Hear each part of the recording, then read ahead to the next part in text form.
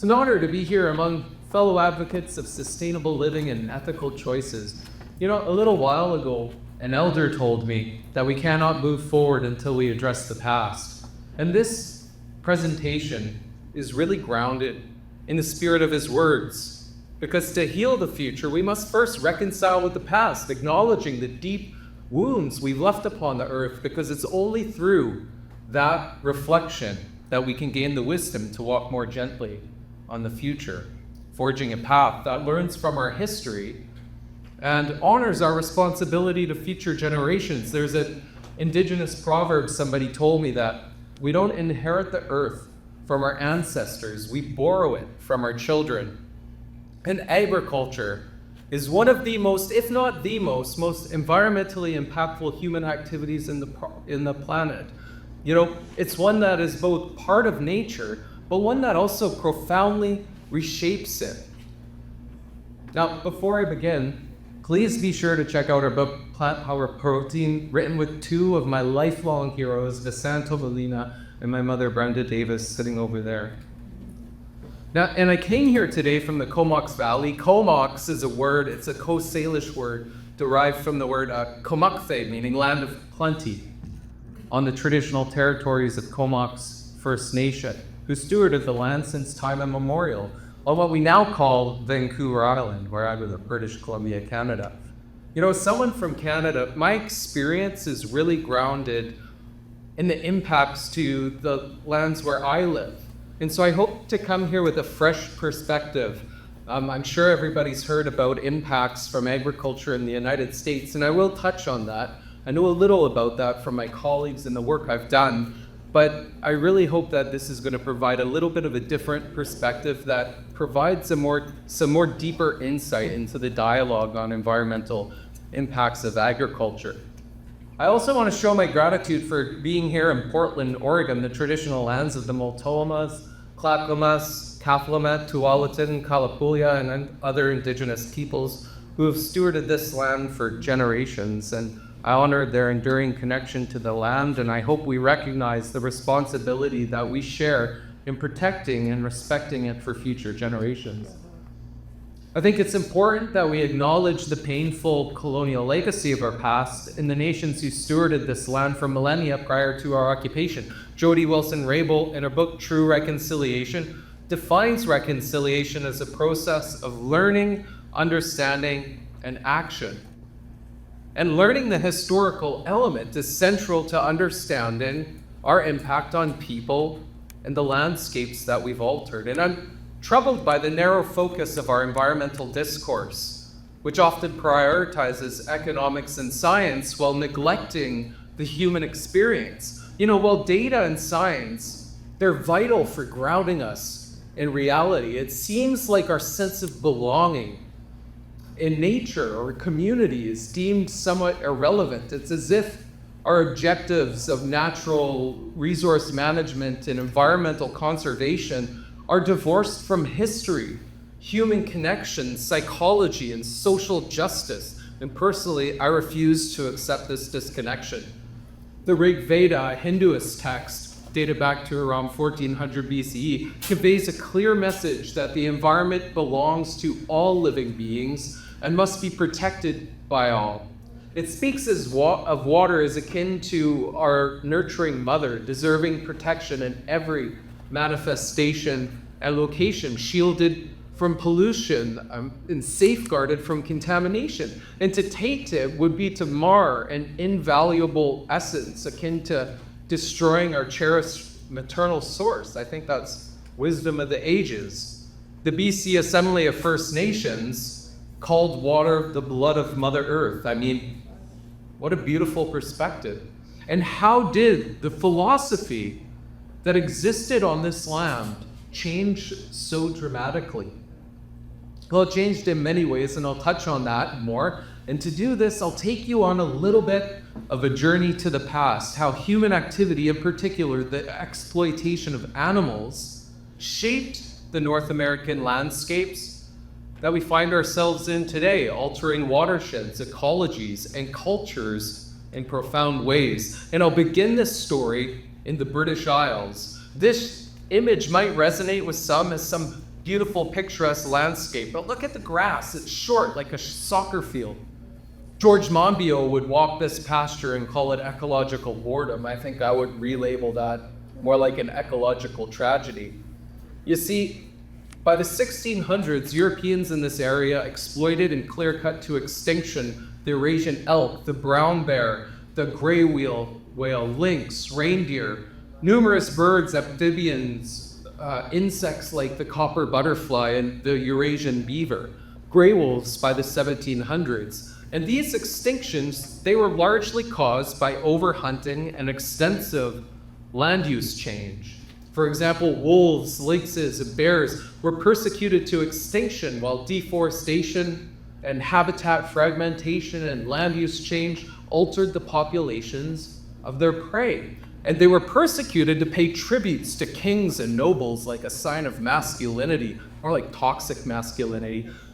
These creatures were also considered a danger to people, and centrally, a threat to the expanding livestock sector in which they were not compatible with, as you can see on this diagram to the left there.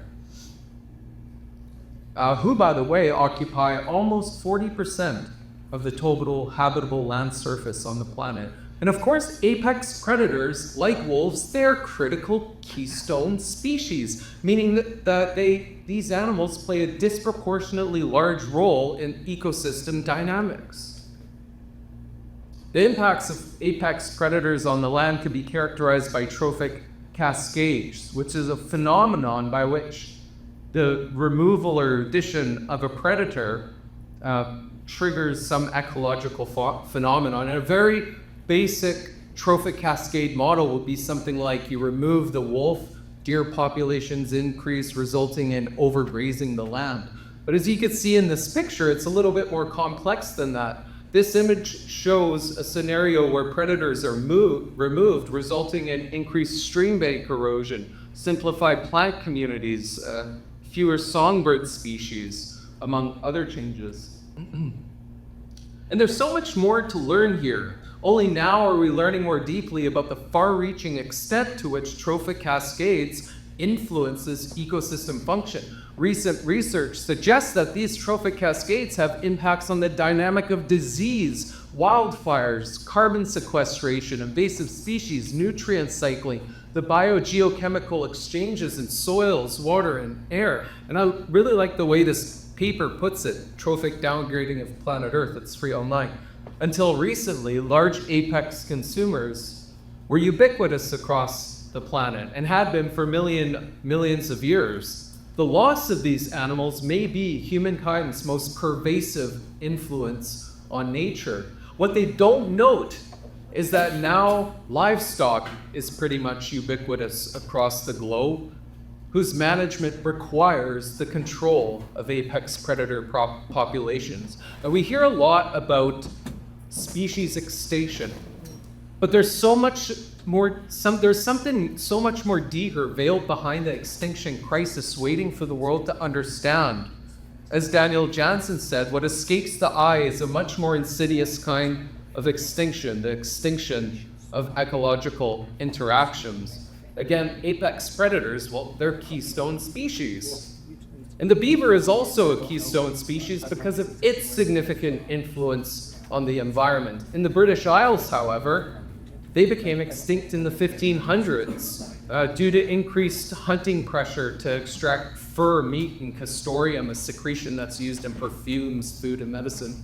Across the Atlantic, however, in Turtle Island, what we now call North America, indigenous peoples, well, they had no idea that this was happening. They had no idea that such profound ecological change was occurring on the other side of the world. And they were also not aware that ideas, technologies, cultures, disease, antibodies were being transmitted across vast distances and generations between Europe and Asia. As wildlife species were becoming scarce in the British Isles, well, meanwhile, in Turtle Island, Spanish settlers brought in diseases that were foreign to the New World, as the peoples and animals there were previously disconnected from Eurasia for thousands of years, which resulted in a violent 90% decline in the indigenous population, death by disease, a strong, vibrant population of tens of millions who are hunting and prescribed burning on the land diminished, and those human pressures on the land also diminished. And the rebound of vegetation and wildlife actually rebounded quite dramatically, but only temporarily. Without the indigenous land management practices, such as the management of edge habitats, biodiversity would inevitably decline. And for indigenous survivors, well, they were living in a post-apocalyptic landscape with communities shattered, social and governance structures wiped out, trade, intertribal relations unduly altered.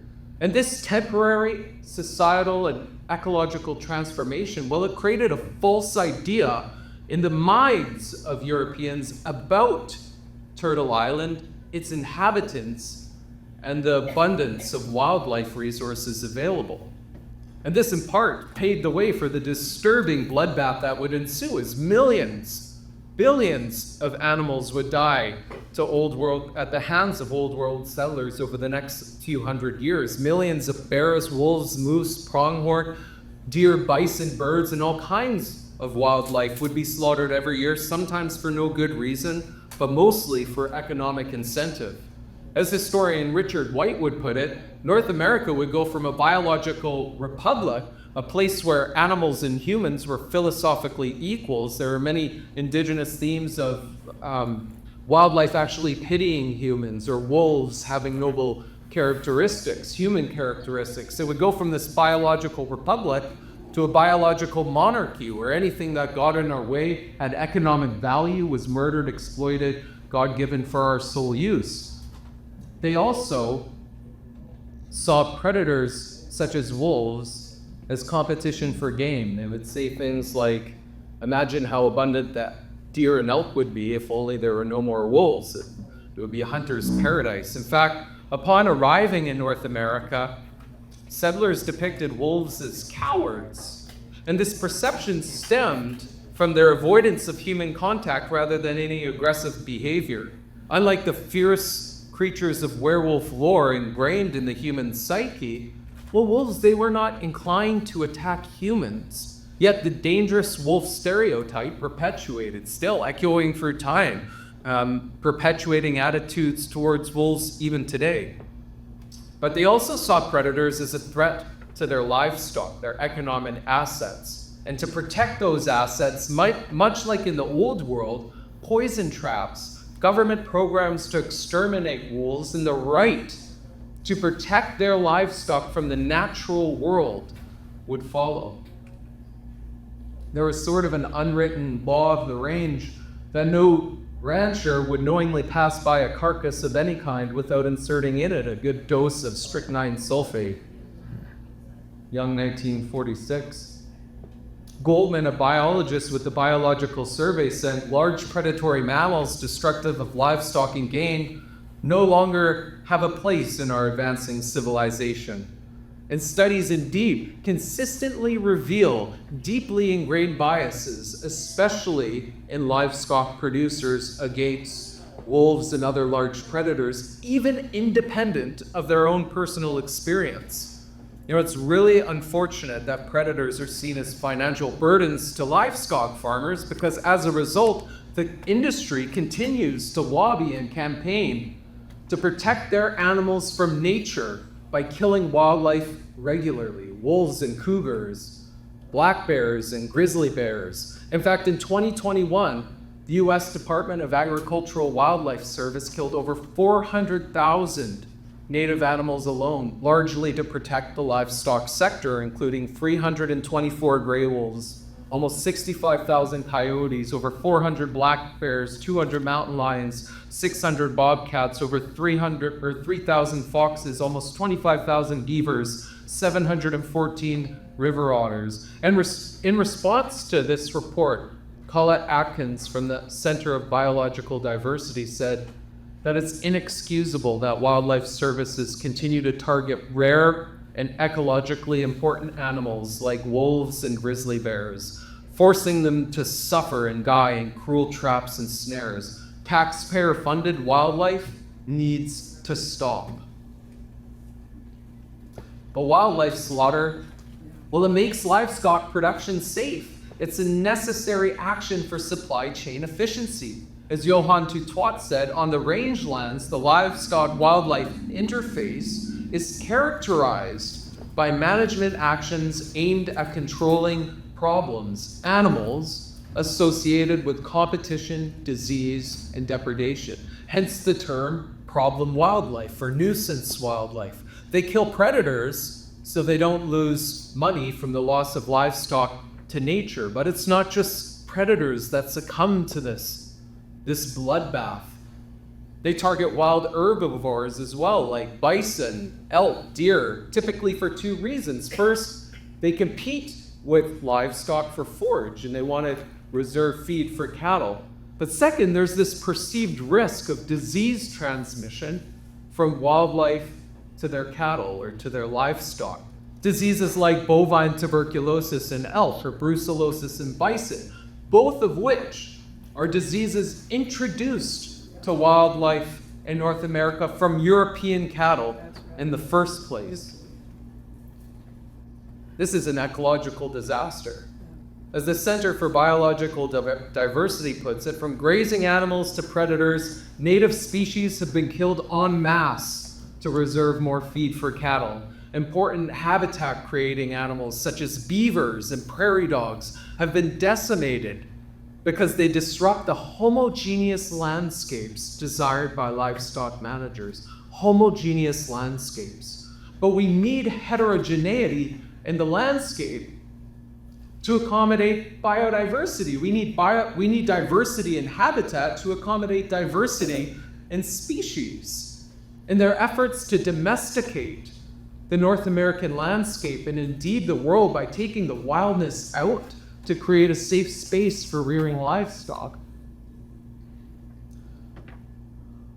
they've done so to the point where only 4% of the biomass of mammals on Earth or wildlife, just 2% land mammals, 2% marine mammals like whales, 62% are livestock, goats, pigs, cattle, sheep. And this excludes fish and poultry, of course, they're not mammals. A figure that I find all too deeply and soul-crushingly disturbing because it illuminates how we've squandered away this biodiverse gift that we were blessed with to cater to our gluttonous appetite for gore and flesh. But that did not stop the self-proclaimed guardians of the galaxy, guardians of the grasslands, the Cattlemen's Association from citing predators, treaties, and water as their top concerns. The narratives they spin. We talked about predators and the disturbing relationship they have on the wildlife-livestock interface. Treaties, that's governments making trust-based agreements, arrangements with Indigenous nations by collaboratively developing a framework for us to live together and sharing the land Indigenous peoples once occupied. A concern indeed for those with a monopoly on the grasslands, but they also cited water as a concern.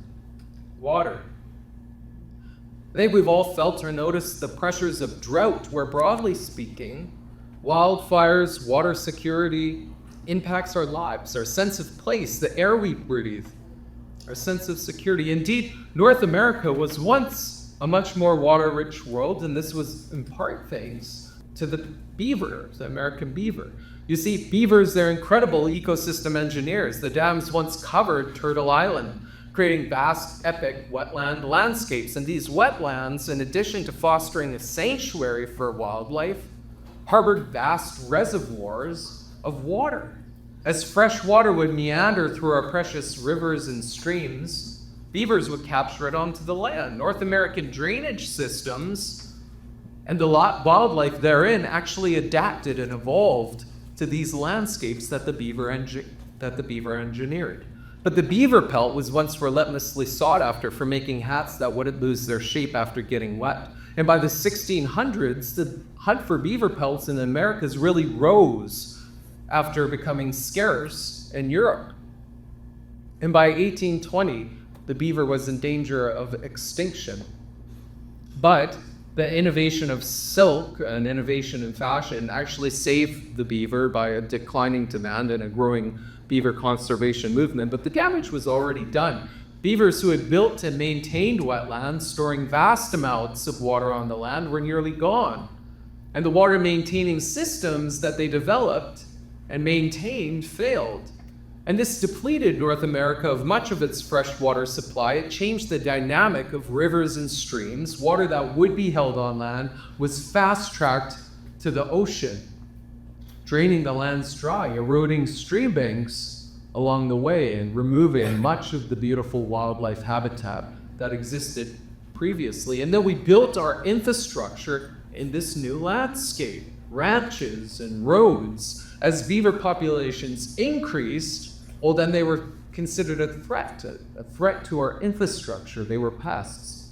In 2012, I was working as an engineering assistant on resource roads, which are dirt roads built to extract natural resources from remote areas, when a beaver made use of one of my culverts to build a wetland. And I campaigned internally that we should put steel mesh screens on our culverts, or these beaver cones. But the powers that be, they thought it too expensive. It was cheaper to hire a hunter to kill the beaver.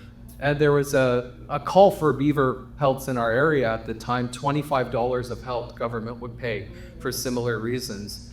But we don't just cull beavers for fur and to protect this kind of infrastructure. As Glenn Elzinga, a rancher himself, reported, a lot of ranchers see beavers as rivals for water and causing problems, so they hate them.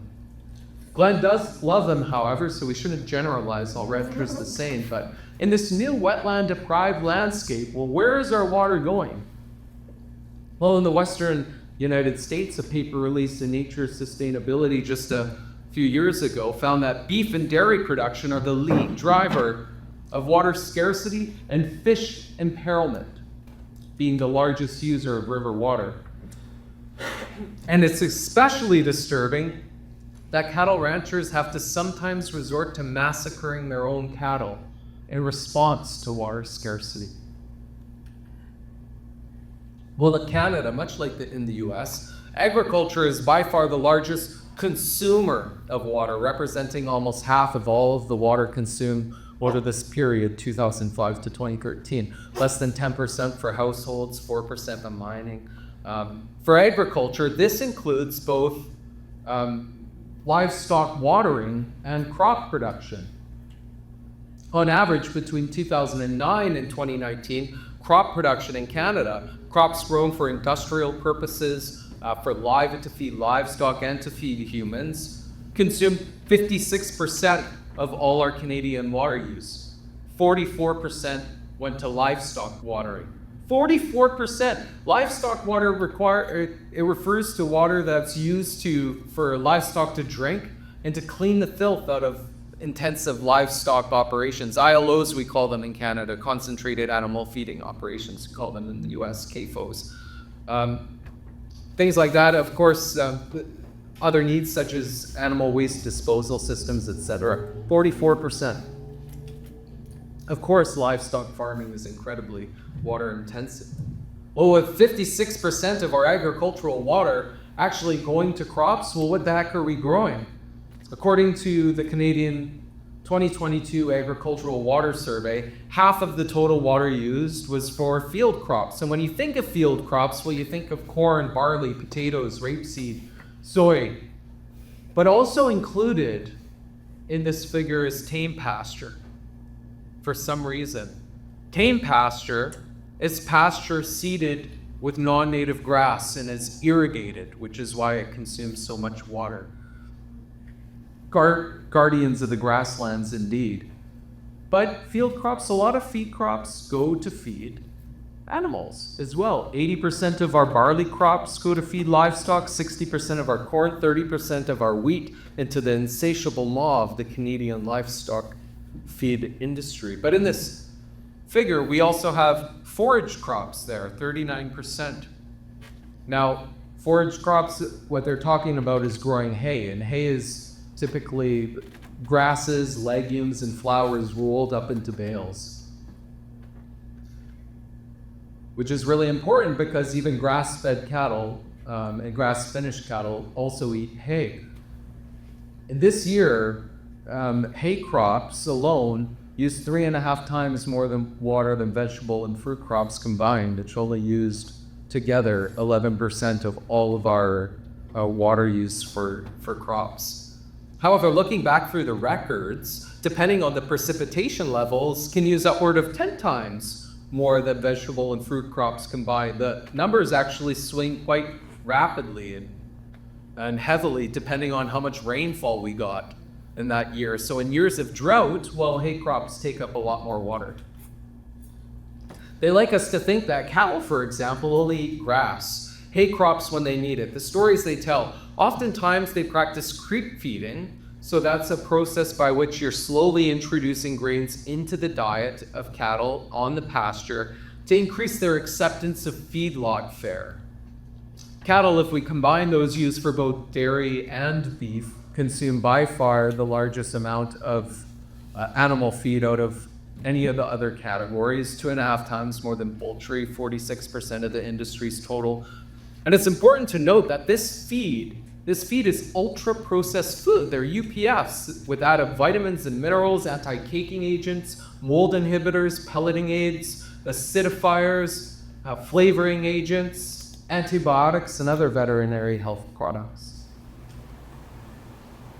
And these UPFs, this animal feed, is being shipped around the world from province to province, state to state, continent to continent. I was just in the Marshall Islands not long ago where we visited a very small pig farm who was using feed shipped from the Philippines. This figure right here shows net feed exporting countries in the blue range and importing countries in the brown range. And it's important to note that exporting countries in the blue range, they still import feed. They're just exporting more feed than they import. Europe is a massive importer. The figure to the left shows where they get imports solely derived from soy for the purposes of animal feed and oil production, mostly from Brazil, with a land use footprint of 8.8 million hectares just there for Europe. In total, they import 27 million tons of soy a year. To put that into perspective, a 18-wheeler semi-truck is about 22 meters long. It would take about 700,000 semi-trucks to carry that much soy. Bumper to bumper, that would be a distance of 15,400 kilometers. In other words, yeah, you guys use miles. It would be like going from driving by road from Seattle, Washington to Florida, back to Seattle, Washington, and back to Florida, and you still would not cover that distance. I was not kidding that this is a massive global trade on the backdrop of the conversation about vegans eating avocados and quinoas, as if eating avocados and quinoa is strictly a vegan phenomenon. Animal feed is being shipped around the world in mind-meltingly vast sums, and as they're not featured in the grocery store aisles, well, it escapes the public eye. Where I live in BC, where cattle reach around 600 to 900 pounds at just 9 to 11 months old, that's 11 in human years, they're mere children. These poor souls are auctioned off in the fall to just a few massive factory farms, feedlot operations in Alberta, the next province over. And there they'll be fed a grain diet, barley rich in Canada, corn rich in the US, where they'll be brought up to slaughter weight, around 1,400 pounds at just 18 months of age, 16 in human years. Over this 7 to 9 month feedlot imprisonment, they can nearly double their weight potentially. And this quick fattening up process, 2 to 3 pounds a day, these large factory farms makes the industry economically viable at scale. Then they go to a factory slaughterhouse, a putrid hellhole of death, before processing, manufacturing, then to wholesale merchants, before going to export to restaurants and retail. And although 89% of agricultural subsidies in Canada goes to the livestock industry, Cattle ranching is still not all that lucrative. They're often straddling the line of profitability, which is why when faced with proposals that would improve environmental outcomes, more robust environmental management strategies, it's often met with disdain and resistance, strong opposition, because it threatens their economic viability, their livelihoods. And it's an industry with deep colonial roots in North America, and an industry on a lifeline of public support, one that could be ecologically devastating, changing the landscape. So let's talk briefly about land use change. About 6 or 7 years ago, I was talking with an Indigenous community about forestry when an elder told me something. He said that the trees, they speak to the sky in the clouds and it tells them to rain. Something he was taught as a boy. He was trying to tell me that forests and precipitation are linked. And I told some colleagues this, and it was quickly shrugged off. I heard what I hear from natural resource professionals all too often when I share this kind of story. Indigenous people, they always say that kind of thing. I don't think that they really understood what the elders said. You see, there used to be this paradigm that the removal of trees would increase water availability downstream, as trees would intercept water that would otherwise come to our water supply. Although this analysis uses a somewhat short-term thinking, shallow perspective, as forest cover is also related to evapotranspiration, or also related to precipitation, and the causal link is evapotranspiration, which is a process by which trees absorb water through their roots and release it as vapor into the atmosphere, increasing atmospheric moisture, even its cross-continental transport, which increases the likelihood of rain, increasing water yield, in particular in the continental interiors further from the ocean, and in particular in the summertime, just when we need it the most. But forestry is actually by far not the main culprit when we're talking about the loss of forests to evapotranspiration. No, at least here in BC, forest companies, they need to replant what they cut. Not that there's not a severe impact, but there's a much more insidious and sinister industry that's driving deforestation, and that's agriculture, which scientists are more and more associating with drought, both now and historically. 45% of the Earth's ice and desert-free land surface is used for agriculture. There's nearly 3 times as much land dedicated to livestock as there are natural grasslands and shrublands. There's about as much land dedicated to livestock as there are forests left in this world. In fact, agricultural expansion is the primary driver of forest loss globally. We've lost 1/3 of Earth's forests and 70% of our grasslands and shrublands to agriculture.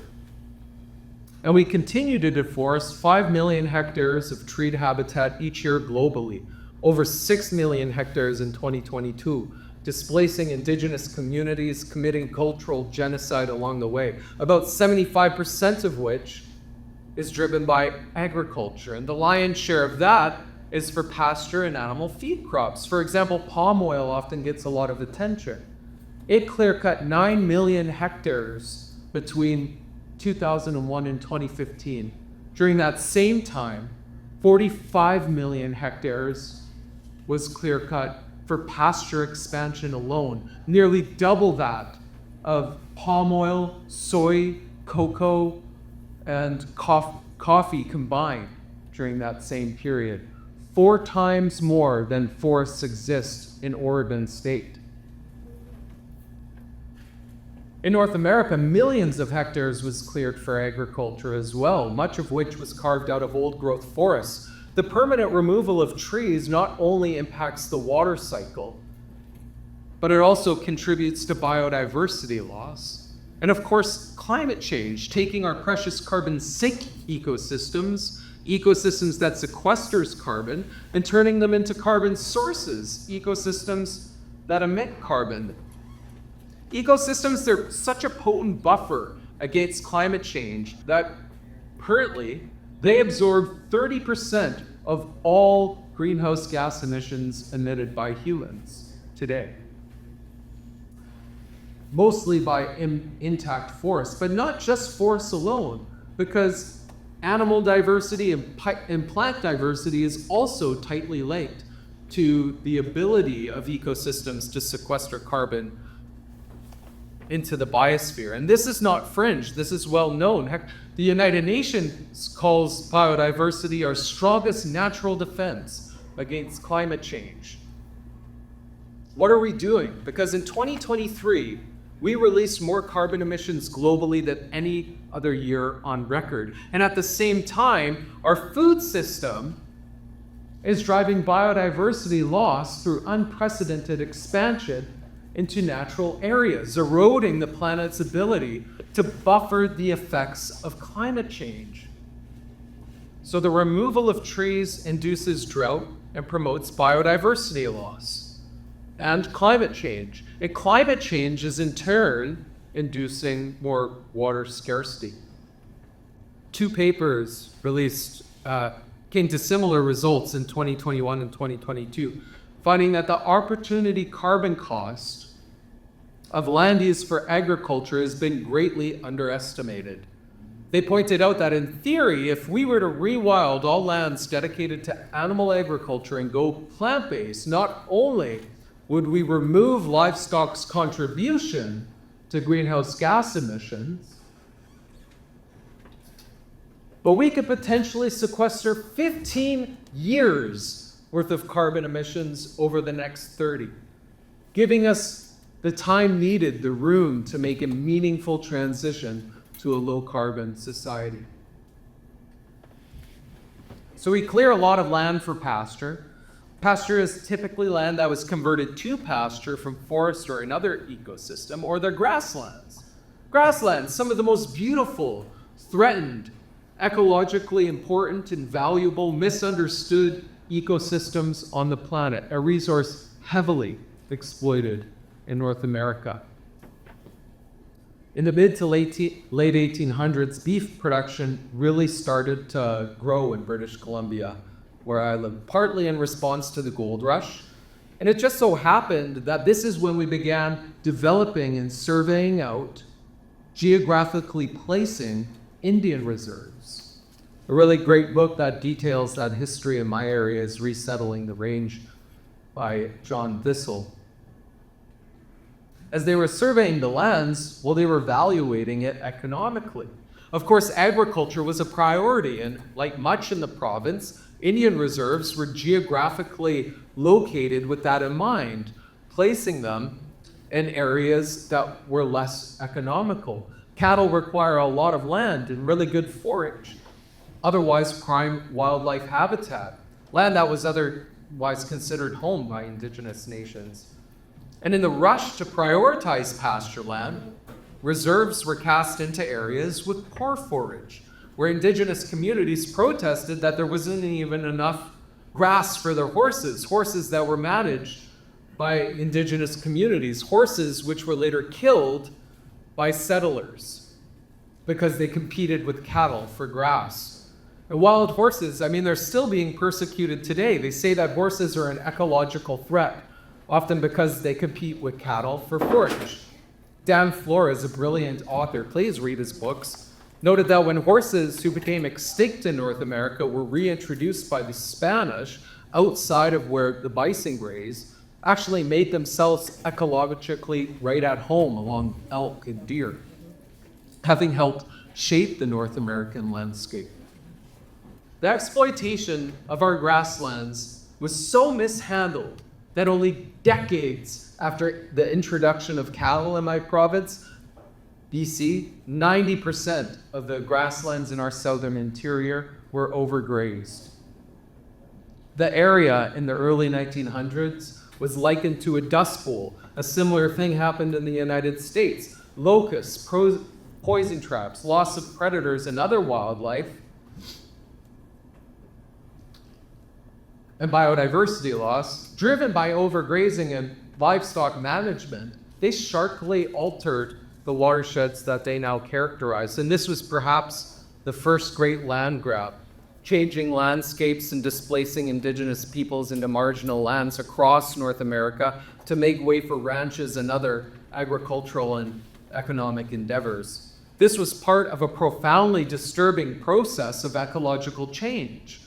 Belshaw, a historian, explains it like this: one of the more subtle features of colonialism is the way in which it creates environments that favor newcomers over natives. European societies effectively terraformed the North American landscape to make it more amenable to their familiar and preferred food sources. And in doing so, the kinds of animals and plants on which innumerable generations of Aboriginal people survived were reduced, removed, or eliminated. Essentially, Europeans transformed the North American landscape and the ecosystems therein to align with the taste and preferences of themselves. A couple years ago, I was attending the 2021 annual Grand Meeting for British Columbia for Agrologists, professional agrologists. I was on the planning committee, and we hired an Indigenous speaker to open the day for us. After her short speech, an agrologist asked her about traditional food plants that is important for her community. And initially, she was very happy to talk about it. She talked about the Indian potato and how she used to harvest it as a girl. She told us about how important it was for her community. And then she paused and said, but there's no more Indian potato where the cattle roam. The potato-like corm, a tuber, was said to grow to the size of a fist when traditionally managed and cultivated. And you know, I told this story to other natural resource professionals, and they responded with, well, Indigenous people, they always say that kind of thing. A dear friend and agrologist of mine from a ranching family said in response, but the grasslands, it's such a big resource. Well, I think it's a big resource as well, of so much more value than just cattle forage. Grazing livestock does change plant communities. On pastures, traditional foods and medicinal plants, they are being removed. They're disappearing from our grasslands in response to cattle's influence over the ecosystems. Cattle replaced bison in the Great Plains, which were integral to many indigenous societies. Bison were considered a savage's livestock, and replacing bison with cattle was said to civilize North America. U.S. Army Colonel Richard Irving Dodge famously said, kill every buffalo you can, every buffalo dead is an Indian gone, literally overnight. This was part of a process of turning the old world, or the new world, into the old world, not just assimilating indigenous peoples, but the lands that they inhabited as well. Now, they claim that cattle mimic bison on the landscape, providing this virtuous service of grazing to an ecosystem that co-evolved with native grazers. However, rather than providing a service, I think that they've rather stolen an important ecological niche from a native animal's habitat by replacing them with domesticated livestock. And cattle behave very differently than bison.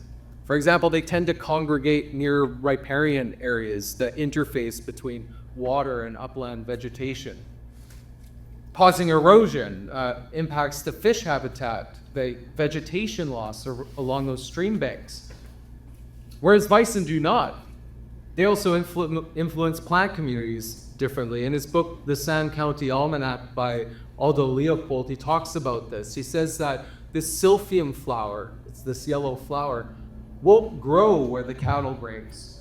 He says that silphium will grow where dirt roads are. They'll grow where the bison graze, but they won't grow where the cattle graze. And he thought this was because bison, well, they would migrate vast distances, hundreds of kilometers each year, not returning for a long while, whereas cattle, they're not. They're confined, fenced in, continually ravaging the same space over and over again. So they do behave much differently than bison. Furthermore, cattle can be castrated. Steers are castrated, right? That's the difference between a bull and a steer. A bull is a cow that's used for semen, and steers are cattle that have been, male cows that have been castrated. So they could be docile, so they'll be less aggressive at the feedlot and easier to kill at the slaughterhouse. So they do behave in much different ways. An Indigenous colleague once told me a story about how he and his father used to hunt for grouse on the grassland, but not so much anymore in a region that is has a strong and patriotic ranching community. It was a lively place, he said. Lower grass heights, by the way, and grazing intensity is known to negatively impact grouse and ptarmigan nesting habitat. However, his grandfather, he said, would talk about flocks of ptarmigan and the grasslands in greater numbers than he ever knew. And I told this story to natural resource professionals. And again, they said Indigenous people, well, they always say that kind of thing, or there's no evidence for that. And this vile norm in professional circles about Indigenous knowledge is highly regressant, reminiscent of eras past. This is 2024. Such attitudes in natural resource management should hold no sway in decisions being made on the land. Well, after this story was shared with me, I read the book In the Condor's Shadow by one of my heroes, David S. Wilco. And he tells a story about how when he was a kid starting his bird watching adventures, the old timers would say that the spring migration just wasn't what it used to be. And he didn't believe them. He chalked it up to old age, memory loss, eyesight.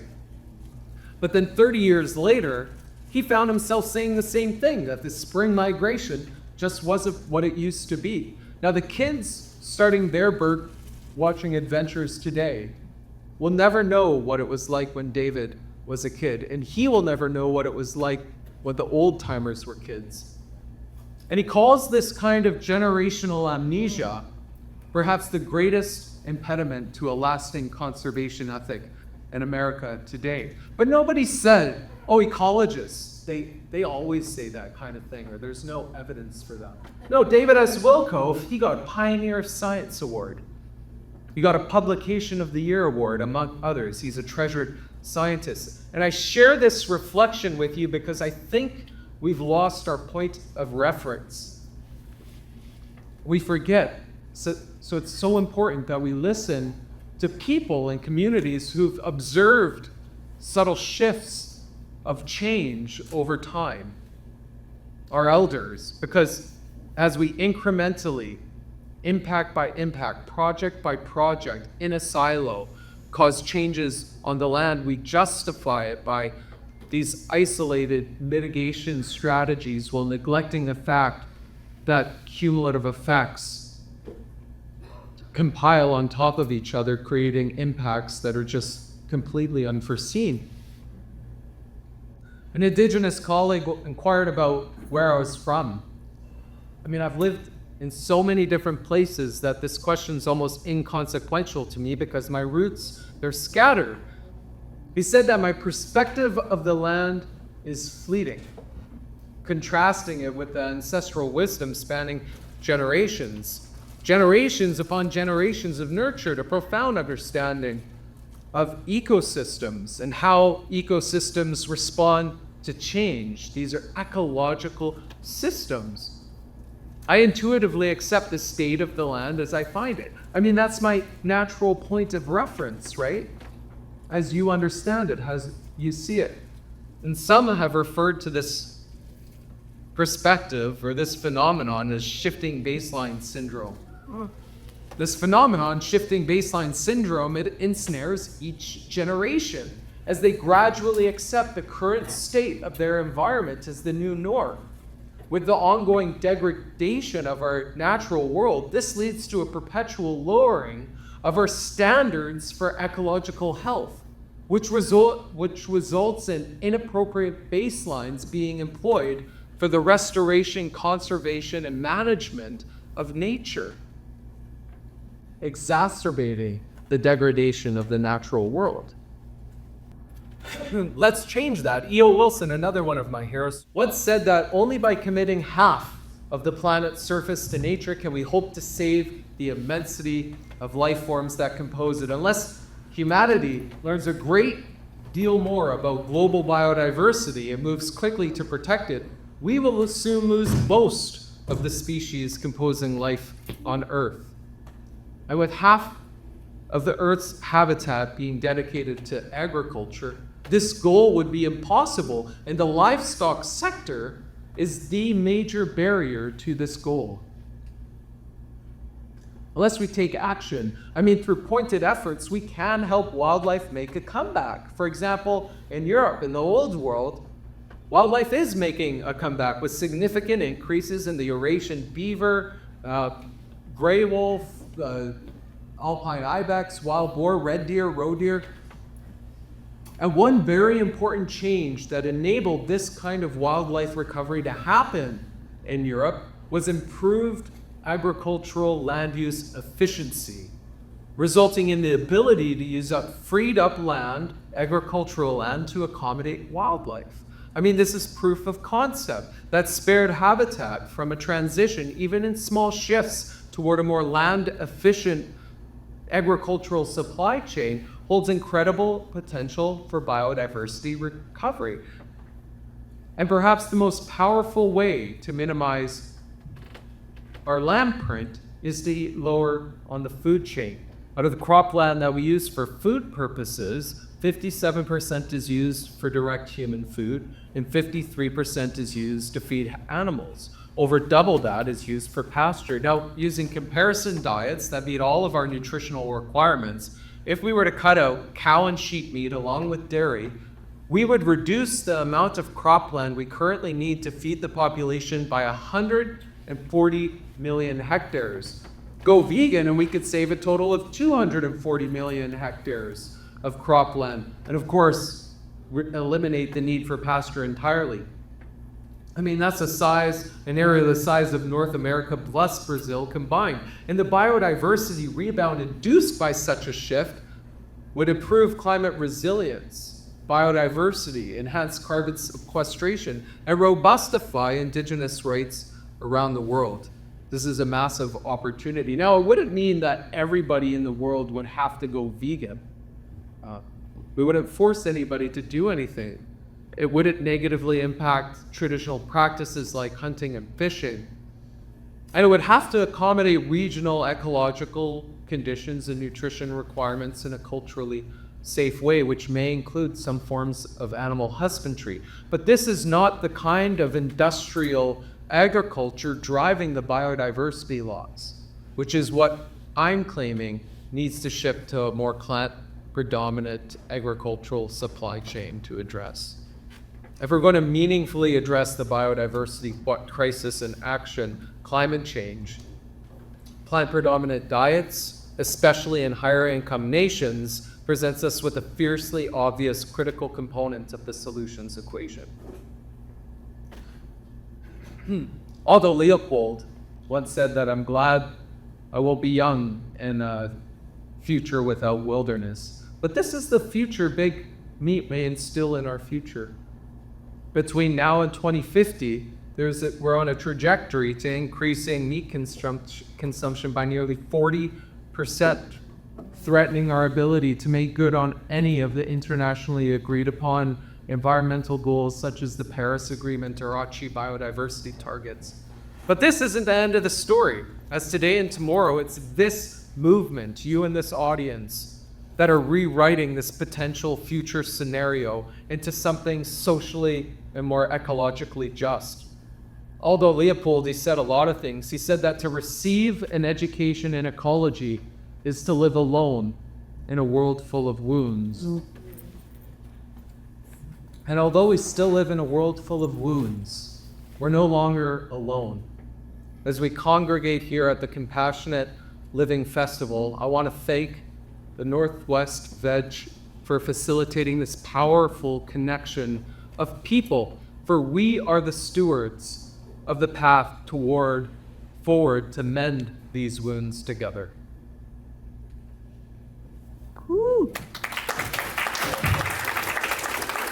Thank you.